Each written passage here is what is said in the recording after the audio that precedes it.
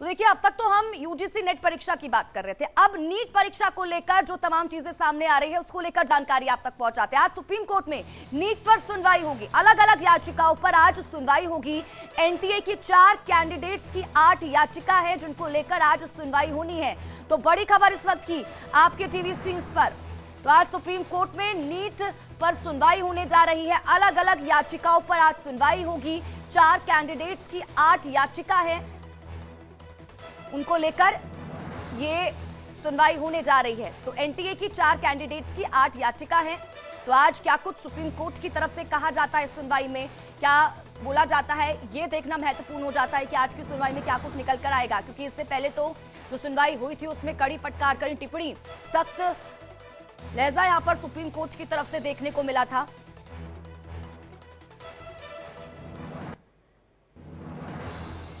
Supreme court की तरफ से कहा गया था कि जो छात्र की मांगे हैं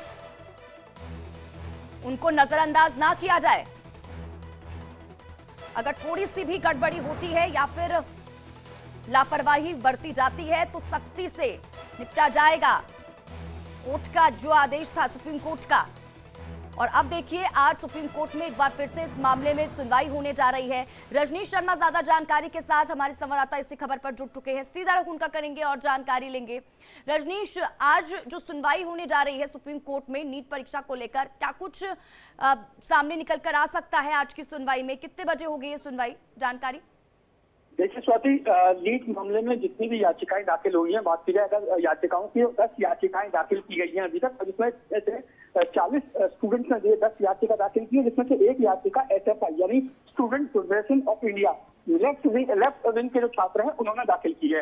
हालांकि जिस तरीके से पिछले अपने आदेश में सुप्रीम कोर्ट ने साफ तौर पर कहा था कि सभी मामलों की सुनवाई, चाहे वो एनटीए द्वारा जो याचिका जो मांग की गई थी कि तमाम जो देश भर में जो हाई कोर्ट है वहां पे जो याचिकाएं हैं उन्हें सुप्रीम कोर्ट में ट्रांसफर कर दिया जाए, इसको लेके जो याचिकाकर्ता हैं उनको सुप्रीम कोर्ट ने नोटिस जारी किया था। तो वहीं दूसरी ओर जो स्टूडेंट्स हैं जिन्होंने ये कहा था कि इस परीक्षा को रद्द कर दिया जाए और इस पूरे मामले की जांच जो है वो सीबीआई से कराई जाए या फिर किसी स्वतंत्र एजेंसी से करवाई जाए जो सुप्रीम कोर्ट की निगरानी में इसकी जांच करे।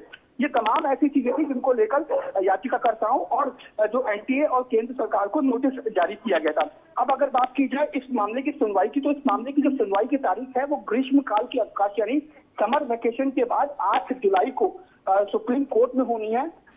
2 हफ्तों का वक्त दिया गया है एनटीए, केंद्र सरकार और याचिकाकर्ताओं को कि वो अपने अपने जवाब दाखिल करें। ऐसे में रोजाना देश भर से अलग अलग छात्र जो है सुप्रीम कोर्ट में पीआईएल दाखिल कर रहे हैं और इस पीआईएल पर सुनवाई करते हुए सुप्रीम कोर्ट ने साफ तौर पर कह दिया कि तमाम जो मामले, चाहे वो परीक्षा रद्द करने से संबंधित मामला हो या सीबीआई जांच से संबंधित मामला हो या फिर एनटीए के द्वारा जो याचिका दाखिल की गई थी कि तमाम याचिकाओं को सुप्रीम कोर्ट में ट्रांसफर कर दिया जाए, इन तमाम मामलों पे 8 जुलाई को सुनवाई होनी है। हालांकि रोजाना देश के अलग अलग जो है राज्यों से, अलग अलग जगह से छात्र हैं वो सुप्रीम कोर्ट में याचिकाएं दाखिल कर रहे हैं। और ऐसे में आपको याद होगा कि 3 दिन पहले भी याचिका दाखिल की गई थी जिसमें सुप्रीम कोर्ट ने कहा था कि 8 जुलाई को इसका वक्त दिया गया है। 8 जुलाई को तमाम याचिकाओं पर सुनवाई होगी। अभी सुप्रीम कोर्ट में जो है वो समर वेकेशन चल रहा है और समर वेकेशन जब खत्म होगा और 8 जुलाई को जब कोर्ट खुलेगा उस पर इन तमाम की सुनवाई होगी।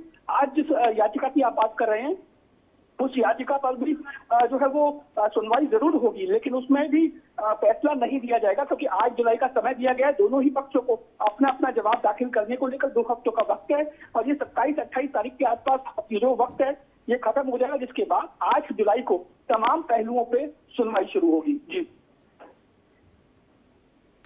बिल्कुल। और रजनीश, क्योंकि देखिए इसको लेकर हम सियासत भी देख रहे हैं, शिक्षा मंत्री के साथ साथ केंद्र सरकार को लगातार घेरा जा रहा है विपक्ष की तरफ से।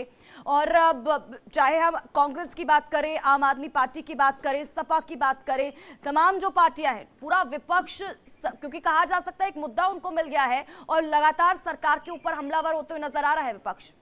देखिए बिल्कुल, जिस वक्त ये मामला सामने आया था नीट में गड़बड़ियों को लेकर, उस समय ही धर्मेंद्र प्रधान जो शिक्षा मंत्री थे उन्होंने साफ तौर से सामने आकर ये बयान जारी किया था कि नीट में कोई भी जो है वो नियमितता नहीं बरती गई है, कोई भी लूप पॉइंट नहीं है, जो आरोप लगाए गए हैं वो निराधार है। हालांकि इसके बाद जो है कुछ छात्र प्रदर्शन करते हुए धर्मेंद्र प्रधान के घर तक भी पहुंचे थे।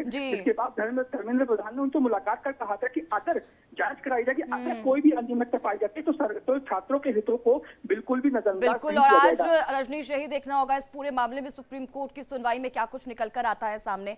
बहुत बहुत शुक्रिया रजनीश इन तमाम जानकारी के लिए और हमारे साथ जुड़ने के लिए। तो देखिए, नीट परीक्षा रद्द करने की मांग क्यों की जा रही है, इसको लेकर जानकारी अब अपने दर्शकों तक पहुंचाते हैं। देखिए, पेपर लीक और धांधली के तमाम सबूत मिले हैं, यही वजह है कि इसको लगातार रद्द करने की मांग की जा रही है। दरअसल पटना में एग्जाम से 4 घंटे पहले पेपर लीक हुआ। पटना के सेफ हाउस में प्रश्न पत्र रटवाया गया स्टूडेंट्स को, ये सामने निकल कर आया। गोधरा में सेंटर इंचार्ज की धांधली का खुलासा हुआ इस पूरे मामले में। इसी के साथ ही एनटीए ने नियमों के विरुद्ध छात्रों को ग्रेस मार्क्स दिए। ये भी पहली बार हुआ है इस परीक्षा, नीट परीक्षा के इतिहास में पहली बार ऐसा हुआ है। एक साथ 67 यानी कि 67 छात्रों को फुल मार्क्स मिल गए। 5 से 9 अप्रैल को रजिस्ट्रेशन विंडो दोबारा खोली गई। इसको लेकर भी लगातार सवाल खड़ा किया जा रहा है कि दोबारा विंडो ये क्यों खोली गई है। तो ये वो सवाल है जो लगातार उठ रहे हैं और इसी पूरे मामले को लेकर अब देखिए इस परीक्षा को रद्द करने की मांग स्टूडेंट्स करते हुए नजर आ रहे हैं और सीबीआई जांच की मांग भी वो लगातार उठाते हुए नजर आ रहे हैं। फिलहाल देखिए, इस पूरे मामले को लेकर सुप्रीम कोर्ट में सुनवाई लगातार हो रही है, आज भी सुनवाई होगी।